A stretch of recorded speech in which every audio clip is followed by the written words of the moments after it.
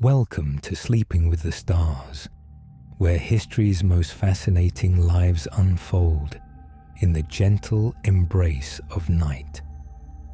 In the hushed corridors of time, where marble columns cast long shadows and the Mediterranean whispers ancient secrets, there lived a man who embodied the very soul of Rome at its most passionate and perilous hour. Marcus Antonius, Mark Antony to history, was a figure carved from the stone of legend itself, a man whose heart beat with the rhythm of empires and whose love affairs shaped the destiny of nations. Picture, if you will, a world where the line between mortal and divine seemed gossamer thin, where a single decision could topple kingdoms, and where love, true consuming love, could challenge the might of Rome itself. Antony moved through this world like a force of nature, his footsteps echoing through marble halls and desert palaces, his voice capable of swaying multitudes, and his presence magnetic enough to enchant the most powerful woman of his age. Tonight, we follow the path of a man who stood at the crossroads of history, who held the fate of the ancient world in his hands, and who chose love over empire, passion over prudence. His story is one of soaring ambition and crushing defeat, of political genius and human frailty, of a love so profound it would inspire poets for millennia to come. As the stars wheel overhead in their eternal dance, we journey back to ancient Rome, to witness the rise and fall of one of history's most captivating figures. Before you settle into tonight's journey through the mists of time, I invite you to gently touch that like button if this story resonates with the quiet chambers of your heart, and perhaps consider subscribing to join our fellowship of Twilight historians. In the comments below, whisper to us from what corner of the world you're listening tonight, and what gentle hour has guided you to our hearth. There is something deeply moving about knowing our voices drift across oceans and continents, weaving invisible threads between kindred spirits in the sacred hours of night. Share with us too, which legendary souls from history's tapestry you'd wish to meet in future episodes. Your gentle suggestions become the stars that guide our storytelling voyage through the ages. Now, let the clamor of the modern world fade like distant thunder. Soften those lights to barely a glow. Draw your blankets close as if they were the finest silk from ancient Alexandria, and perhaps allow the gentle murmur of night sounds to carry you further from today's concerns. Tonight, we voyage together across 2,000 years to walk the marble pathways of Rome and breathe the perfumed air of Egypt, following one of history's most complex and passionate souls through the labyrinth of love and power. The dawn of a Roman life. In the gentle twilight of the Roman Republic, around the year 83 before the Common Era, a child was born who would grow to shake the pillars of the ancient world. Marcus Antonius entered this world during a time when Rome itself was transforming, when the old certainties were crumbling like autumn leaves and new powers were rising like the dawn. His grandfather, the elder Marcus Antonius, had been one of Rome's greatest orators, his voice capable of moving the Senate to tears or fury with equal ease. The family name carried weight in the marble halls of power, whispered with respect in the forums where citizens gathered to hear the fate of their republic decided. Young Antony grew up breathing the rarefied air of Roman nobility, surrounded by the rhetoric of politics and the intoxicating scent of ambition. But Rome in those days was not the peaceful inheritance one might imagine. The Republic was convulsing with civil wars, great generals marching their legions not against foreign enemies, but against fellow Romans. Blood ran in the streets where citizens should have walked in safety, and the young Antony witnessed firsthand how quickly fortune could rise and fall, how power could slip through fingers like Mediterranean sand. His father died when Antony was still young, leaving the boy to be raised by his stepfather, Publius Cornelius Lentulus Sura. Under this man's guidance, Antony learned not just the arts of rhetoric and politics, but also developed what would become his most dangerous characteristic, a love of pleasure and luxury that would both charm and scandalize Rome for decades to come. Even as a youth, Antony possessed a magnetism that drew others to him like moths to flame. He was tall and powerfully built, with the bearing of a natural athlete and a voice that could command attention in any crowd. His dark eyes held the promise of adventure, and his ready smile suggested depths of warmth and humor that made him irresistible to friends and lovers alike. The forge of ambition. As Antony entered manhood, Rome's political landscape resembled a chessboard where the pieces were constantly in motion. The republic that had conquered the Mediterranean was now devouring itself, and ambitious young men like Antony found themselves swept up in the currents of history, whether they wished it or not. His first taste of military life came in the eastern provinces, where he served with distinction and began to understand the intoxicating nature of command. The legions responded to his natural charisma, and his fellow officers recognized in him something rare, a combination of personal courage and tactical brilliance that marked him as a rising star in Rome's military constellation. But it was his meeting with Julius Caesar that would truly set the course of his destiny. Caesar, already a man of enormous reputation and growing power, recognized in young Antony not just military talent, but a kindred spirit. Both men shared an appreciation for life's pleasures. Both understood the importance of popular appeal in addition to noble birth, and both possessed the dangerous quality of being able to inspire absolute loyalty in their followers.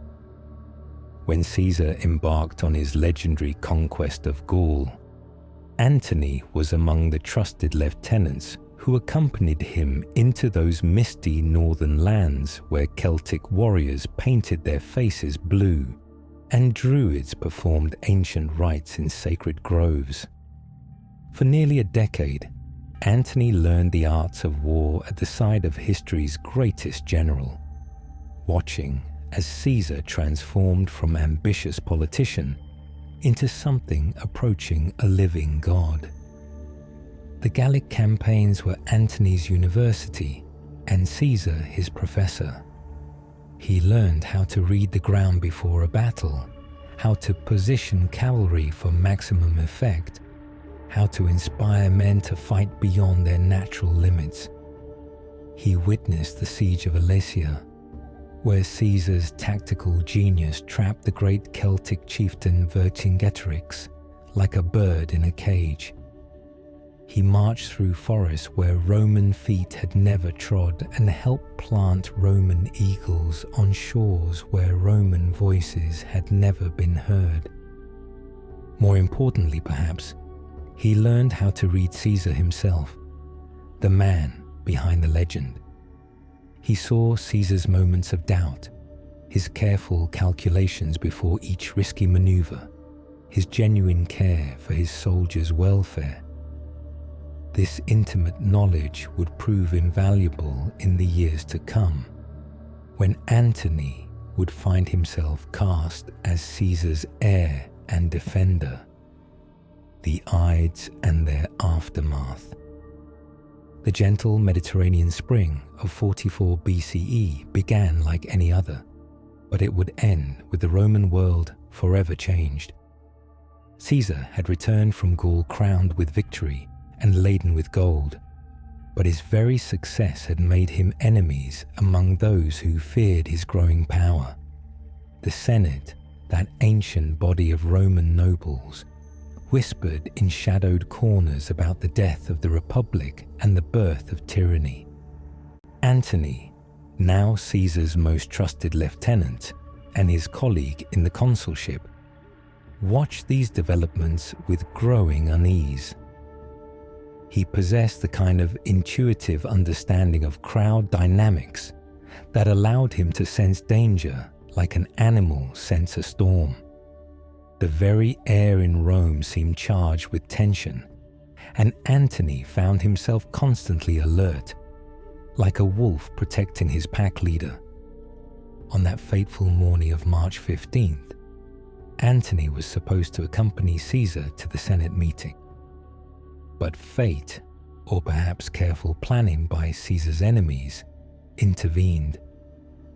A trusted friend delayed Antony outside the theatre of Pompey, engaging him in conversation just long enough to ensure that when Caesar entered the Senate chamber, he would be alone among his conspirators. The news came like a thunderclap across a peaceful sky. Caesar, the man who had conquered Gaul and crossed the Rubicon, who had been proclaimed dictator for life just weeks before, lay dead on the floor of Pompey's theatre, his blood pooling around the base of Pompey's own statue. 23 wounds marked his body, and with each cut, the assassins believed they were saving the Republic. But they had not reckoned with Marcus Antonius. In the hours that followed Caesar's assassination, as confusion and panic gripped Rome like a fever, Antony demonstrated the political genius that would make him one of history's most formidable leaders. While others fled or hid, while the conspirators congratulated themselves on their liberation of Rome, Antony moved with the swift precision of a master chess player. First, he secured Caesar's papers and his war chest, understanding that in times of crisis, information and gold were more valuable than armies. Then, with a combination of diplomacy and veiled threat, he negotiated with the conspirators themselves. Brutus and Cassius, noble but naive, believed they could simply return Rome to its old ways through assassination. Antony knew better. The funeral that shook the world. 3 days after Caesar's murder, Rome gathered for the most consequential funeral in its history. The Forum, that ancient heart of Roman civic life, filled with citizens uncertain of their future and soldiers unsure of their loyalty. The conspirators watched nervously from their windows, still believing their deed would be celebrated once the initial shock passed. They had not anticipated the power of Marcus Antonius as an orator. Standing before Caesar's body, with the blood-stained toga displayed for all to see, Antony delivered what may have been the greatest speech in Roman history. His voice, trained in the rhetorical schools and strengthened by years of military command, carried across the Forum like the voice of destiny itself. He began quietly, almost conversationally, speaking of Caesar not as the dictator his enemies claimed him to be, but as the man who had enriched Rome's treasury, who had granted citizenship to thousands, who had planned great public works for the city's benefit. With each point, his voice grew stronger, more passionate, until the crowd was hanging on every word like disciples listening to a prophet. Then came the masterstroke. Antony read Caesar's will, revealing that the fallen leader had left his gardens as a public park for all Romans to enjoy, and had bequeathed money to every citizen. The man the conspirators had painted as a tyrant was revealed as Rome's greatest benefactor, even in death. The crowd's mood shifted like a tide turning. Grief became anger, confusion became fury. By the time Antony finished speaking, the citizens of Rome were ready to tear the city apart stone by stone to avenge their murdered benefactor. The conspirators' houses were attacked, and Brutus and Cassius fled Rome like criminals, which in the eyes of the people they now were. The triumvirate of power. In the chaos that followed Caesar's death and its aftermath, 3 men emerged to claim his inheritance: Marcus Antonius, the loyal lieutenant; Gaius Octavius, Caesar's young great-nephew and adopted heir; and Marcus Aemilius Lepidus, master of horse and commander of troops. History would remember them as the second triumvirate, though their alliance was born more of necessity than affection. The meeting that sealed their pact took place on a small island in a river near Bologna, a neutral ground where each man could approach safely with minimal retinue.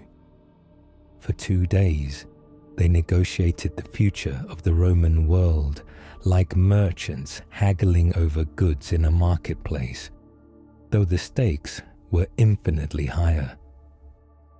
Antony, as the eldest and most experienced, naturally assumed a leadership role. He would take the eastern provinces, those rich lands that stretched from Greece to the borders of Persia, where wealth flowed like honey and ancient kingdoms awaited Roman administration. Octavian, barely 20 years old but carrying Caesar's name and legacy, would hold Italy and the western provinces. Lepidus, the compromise candidate, received Africa and Spain. But their first task was vengeance. The assassins of Caesar, now calling themselves the Liberators, had fled to the east and were raising armies to restore the Republic. Led by Brutus and Cassius, these forces represented everything the triumvirs opposed: a return to the old ways, the rule of the Senate, the limitation of individual power. The confrontation came at Philippi in Macedonia, where European and Asian soil meets and where the fate of the Roman world would be decided. It was Antony who proved the superior general that day, his tactical brilliance and personal courage inspiring the triumvir forces to victory. Brutus and Cassius both fell on their swords rather than face capture, and with their deaths, the Roman Republic drew its final breath. Journey to the east. With victory secured and the triumvirate established, Antony turned his face eastward, toward the lands that would become both his kingdom and his destiny. The eastern provinces were a world unto themselves, a tapestry of cultures and kingdoms that had been ancient when Rome was still a cluster of mud huts on the Tiber's banks. In these lands, Hellenistic traditions blended with Oriental magnificence, and rulers claimed descent from Alexander the Great or the pharaohs of Egypt. It was a world that appreciated grandeur and spectacle, where power was displayed through beauty and luxury, rather than the stern simplicity that Romans traditionally valued. Antony found himself perfectly suited to this environment. His natural charisma and love of pleasure, which had sometimes caused scandal in Rome, were here regarded as signs of proper authority. He began to adopt Eastern customs, wearing silk instead of wool, dining on couches rather than benches, surrounding himself with the pageantry that Eastern subjects expected from their rulers. But he was not merely playing at being an Oriental potentate. Antony understood that ruling the East required different skills than commanding Roman legions. These were lands with ancient traditions of divine kingship, where subjects expected their rulers to intercede with the gods on their behalf. He began to present himself not just as a Roman administrator, but as a new incarnation of Dionysus, the god of wine, celebration, and divine inspiration. This transformation might have seemed like mere theatricality, but it served a deeper purpose.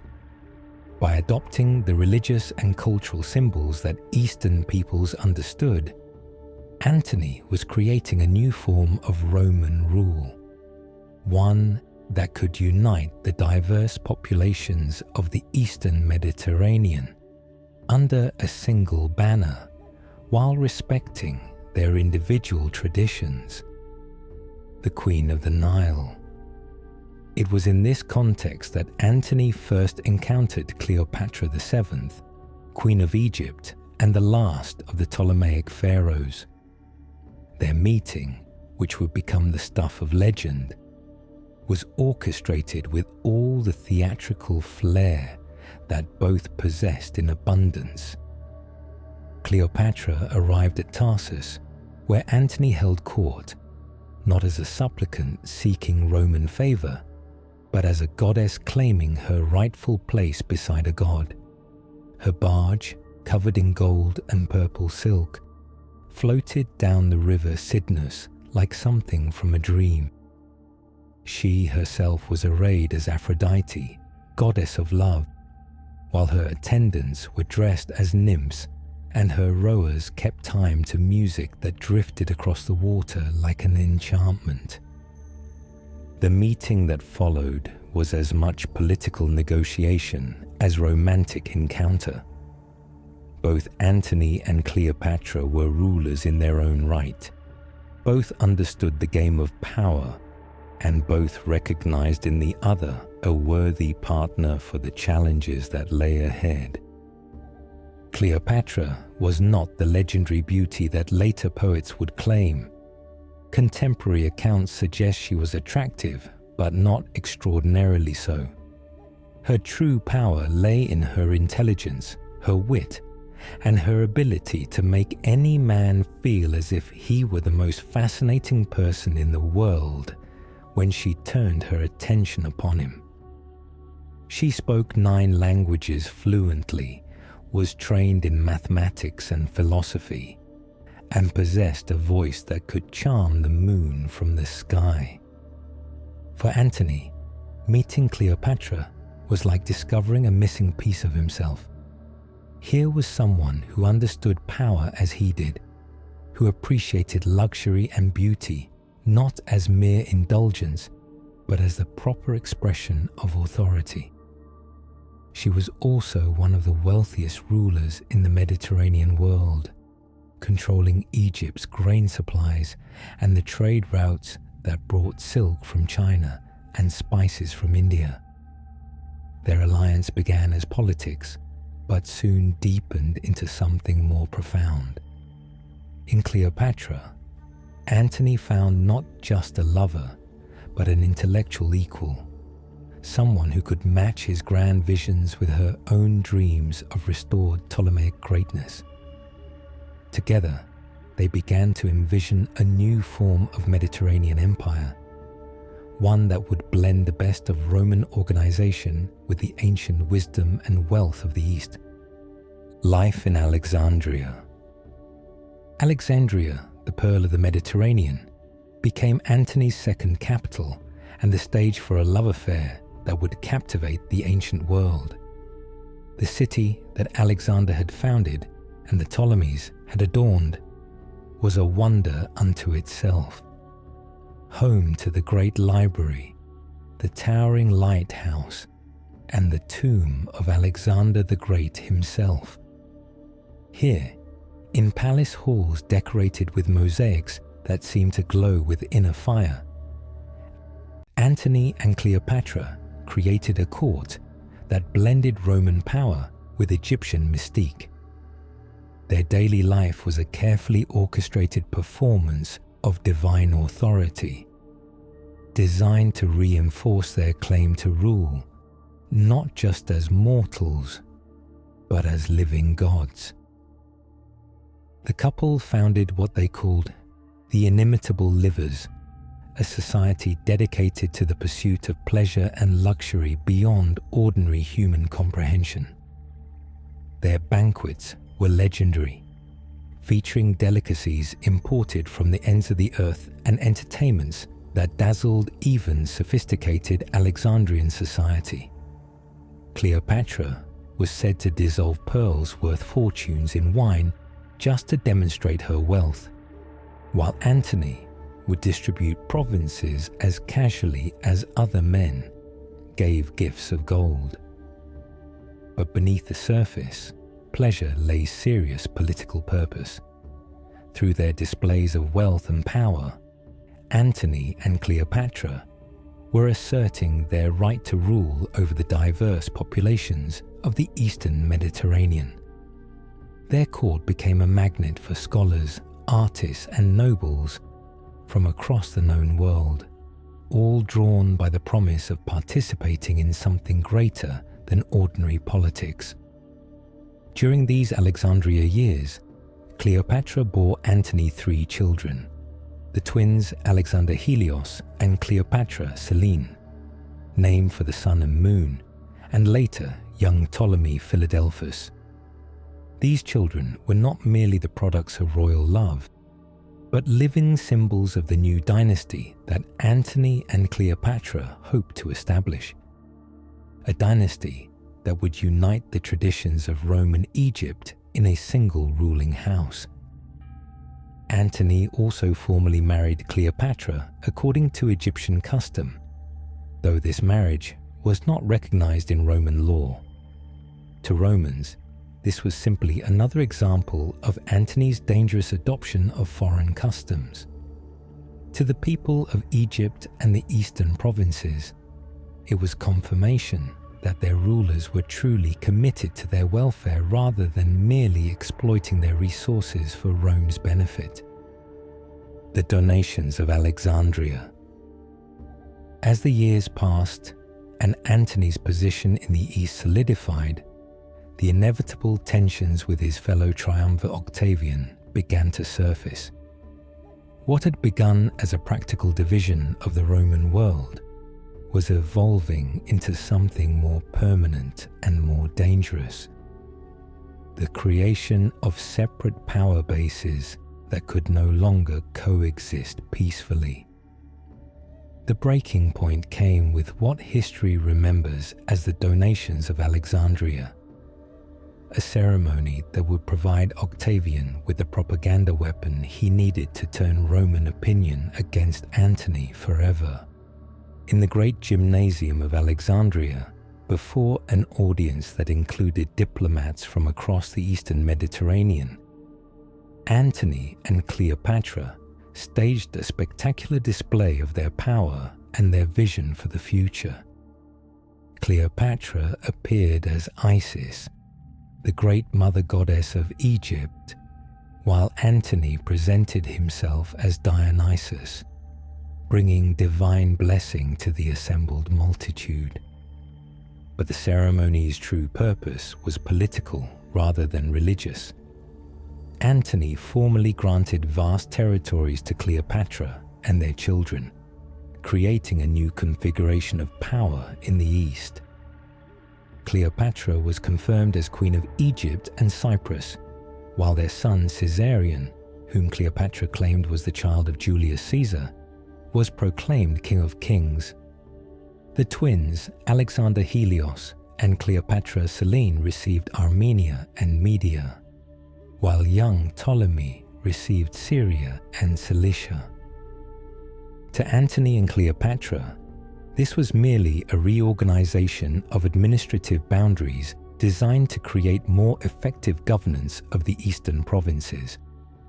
To Octavian and his supporters in Rome, it was proof that Antony had abandoned his Roman identity entirely and was preparing to carve up the empire for the benefit of foreign rulers. The propaganda war that followed was as fierce as any military campaign.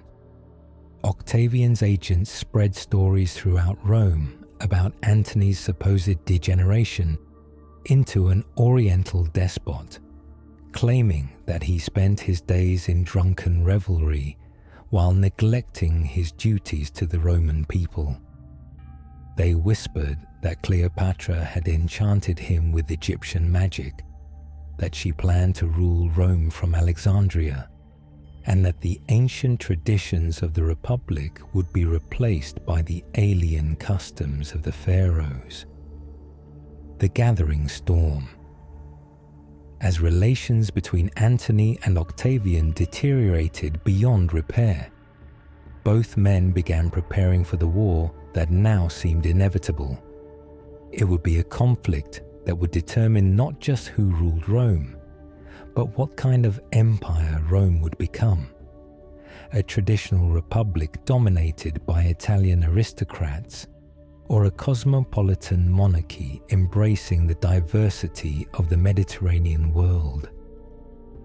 Antony's preparations for war reflected his unique position as a ruler of both Romans and Eastern peoples. His forces included not only Roman legions, but also the armies of allied kings and queens from across the East.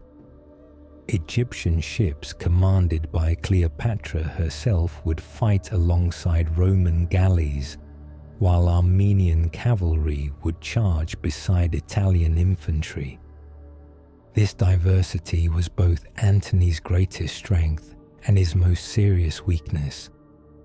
His forces outnumbered Octavian's and included some of the most experienced soldiers in the world, but they lacked the unity of purpose that comes from shared identity and tradition.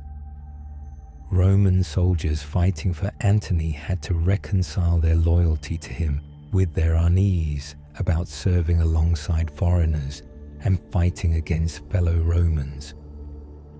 Cleopatra's presence in Antony's camp further complicated matters.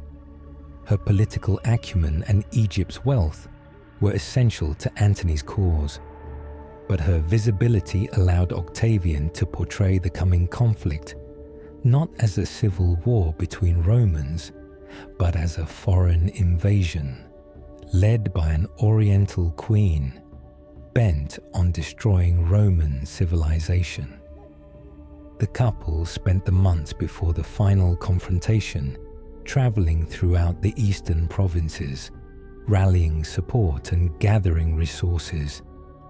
They visited the ancient sites of Greek and Roman glory: Troy, where Achilles had won immortal fame; Athens, birthplace of democracy; Rhodes, home of the Colossus, everywhere reminding their supporters that they were fighting not just for power, but for a vision of the future that honored the diverse heritage of the Mediterranean world.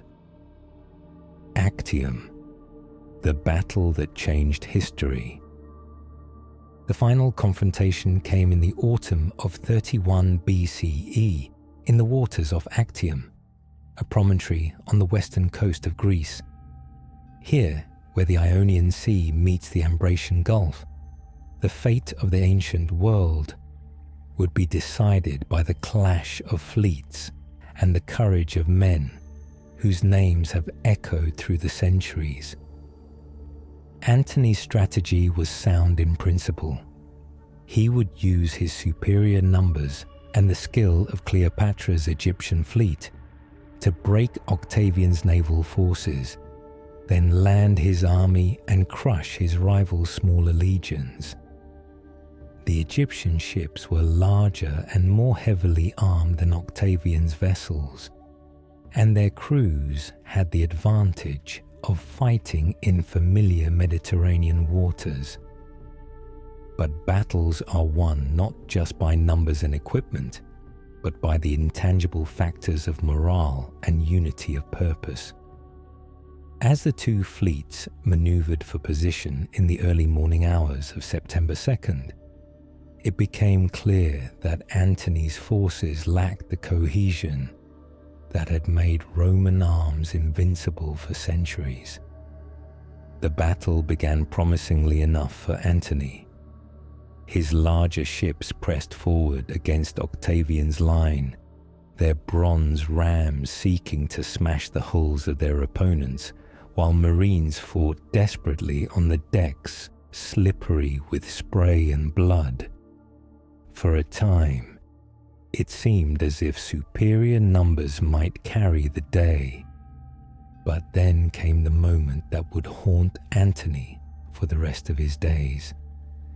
Cleopatra's squadron, perhaps seeing the battle turning against them, or perhaps acting on predetermined plans, suddenly broke away from the main engagement and fled toward Egypt. Whether this was cowardice, treachery, or calculated strategy to preserve forces for a continued struggle, history cannot definitively say. What is certain is Antony's response. Seeing the woman he loved sailing away from the battle, he made the choice that would define the rest of his life. Abandoning his remaining ships and the soldiers who had followed him faithfully for years, he commandeered a small vessel and gave chase to Cleopatra's fleet. Behind him, his forces fought on for hours with the stubborn courage that had made Rome master of the world. But without their commander, without the inspiration of his presence and the hope of victory that his leadership represented, they were fighting a lost cause. By evening, Octavian's smaller but more unified fleet had won a complete victory, and the dream of an Eastern empire ruled from Alexandria lay shattered on the wine-dark sea. The last days in Alexandria. The journey back to Alexandria was a funeral procession for ambitions that had once seemed destined for immortality. Antony and Cleopatra sailed separately, neither able to face the other in their mutual defeat and recrimination. The man who had once commanded the loyalty of half the Roman world now found himself reduced to the company of a few faithful friends and the bitter knowledge that he had sacrificed everything: honor, duty, the lives of his soldiers, for love. In Alexandria, they attempted to maintain the facade of royal power, but both knew that their time was measured now in months rather than years. Octavian was already preparing his forces for the inevitable invasion of Egypt, and neither distance nor the desert would delay him long. They established what they called the Order of Those About to Die, a grim parody of their earlier inimitable livers. Where once they had celebrated the heights of human pleasure, now they explored its depths, seeking in wine and revelry some escape from the approaching darkness. Cleopatra busied herself with plans that ranged from the practical to the desperate. She tested various poisons on condemned criminals, seeking the most painless method of ending life. She negotiated secretly with Octavian, hoping to preserve her children's lives even if she could not save her own. She even considered fleeing to India or Ethiopia, beginning a new life in lands so distant that Roman power could never reach them. But Antony had lost the will to fight or flee. The man who had once thrilled to the clash of arms and the roar of crowds now spent his days in moody solitude, tormented by memories of battles won and opportunities lost. He built himself a small dwelling on a pier extending into Alexandria's harbour, calling it his Timonium after the famous misanthrope Timon of Athens, and there he brooded over the ruins of his dreams. The final act. When Octavian's forces finally arrived outside Alexandria in the summer of 30 BCE, the end came with surprising swiftness. The Egyptian army, demoralized by defeat and aware that their cause was hopeless, offered little resistance. Even Antony's remaining Roman legions, torn between loyalty to their commander and the hopelessness of their situation, began to desert to the winning side. On the last day of July, Antony made one final attempt to change his fate. Leading a small force of cavalry, he attacked Octavian's camp in a desperate gamble that might have succeeded through audacity where strategy had failed. For a brief moment, it seemed as if the old magic might return. His men fought with renewed vigor, and Octavian's troops gave ground before their assault. But it was too little, too late. Surrounded and outnumbered, Antony's forces were quickly overwhelmed, and he himself barely escaped back to the city. That evening, as he sat in his palace and listened to the sounds of Alexandria preparing for surrender, he received word that would shatter what remained of his world. Cleopatra was dead. The message was false, sent by the queen herself as part of a desperate stratagem to gauge Antony's feelings and perhaps to spare herself Octavian's vengeance. But Antony believed it, and in that moment of absolute despair, he made the choice that Romans of his class had always reserved for moments when honor could only be preserved through death. Calling for his faithful servant Eros, Antony asked the man who had served him for years to grant him this final service.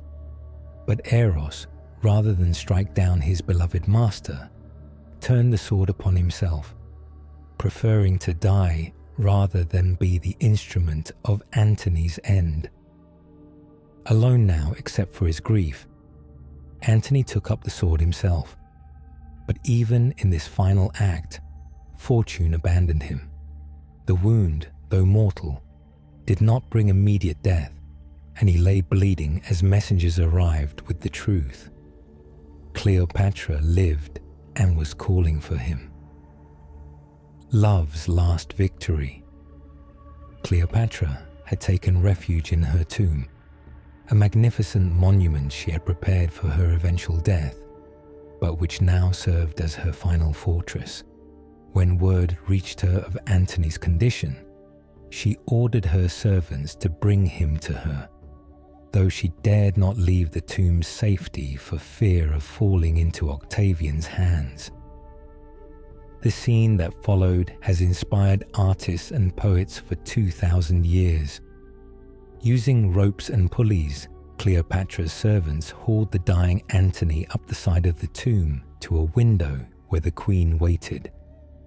There, in a chamber surrounded by the gold and treasures of the pharaohs, the two lovers were reunited for the last time.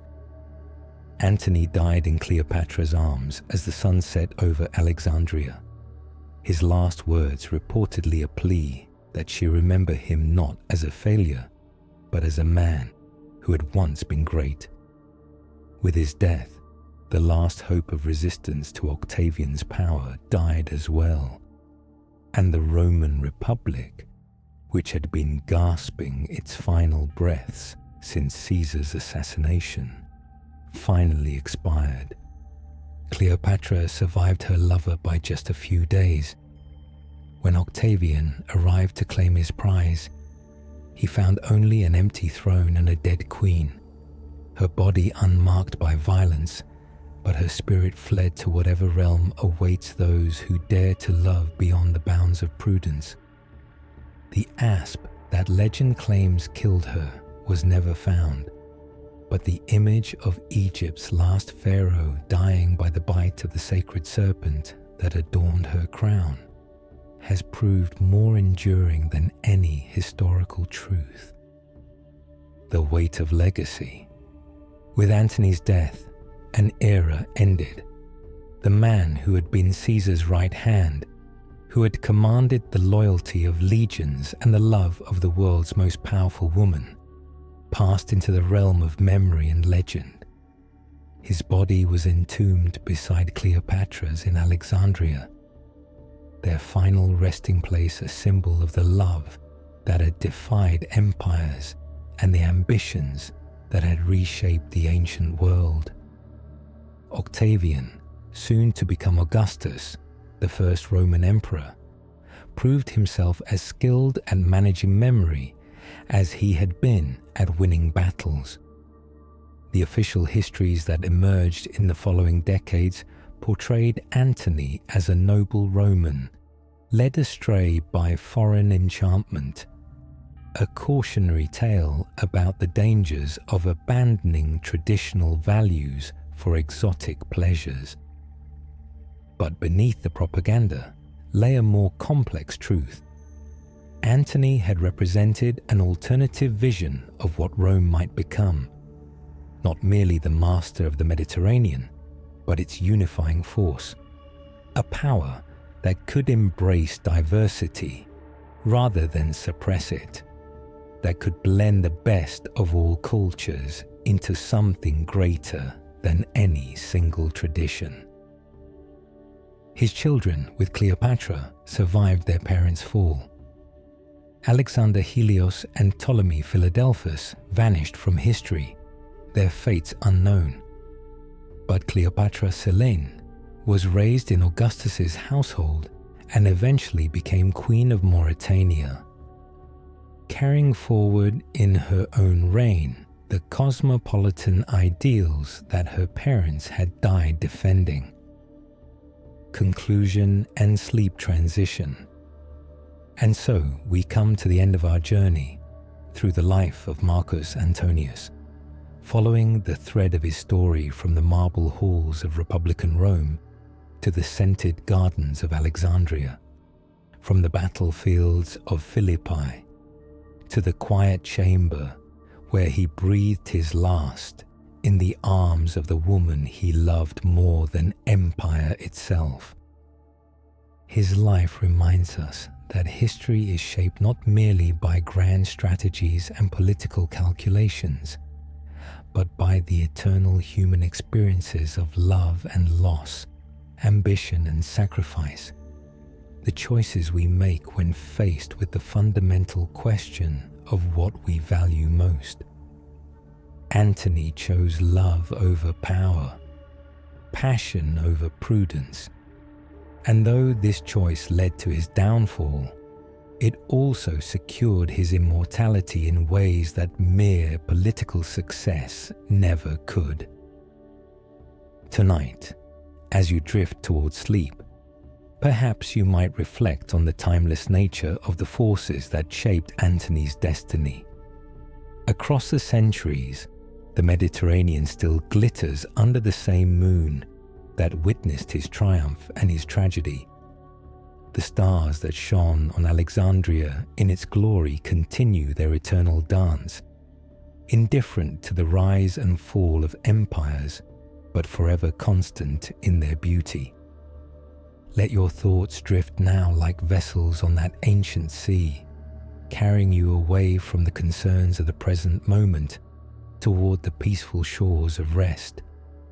In your dreams, you might walk the marble colonnades where Antony once strode in the confidence of his power, or sit in gardens where the night air carries the scent of jasmine and the distant sound of fountains playing in moonlit courtyards. Sleep well, fellow travelers through time, secure in the knowledge that while empires rise and fall, while lovers meet and part, while the great wheel of history turns through its endless cycle, there remains something constant in the human experience: our capacity to love, to dream, to reach for greatness even knowing that we are mortal. In that reaching, in that eternal human aspiration towards something greater than ourselves, we find the true legacy of Marcus Antonius and all those who have dared greatly in their brief moment upon the stage of history. Rest now, and let the gentle tide of sleep carry you to whatever dreams await in the quiet hours before dawn. Sleep is always better when you are sleeping with the stars.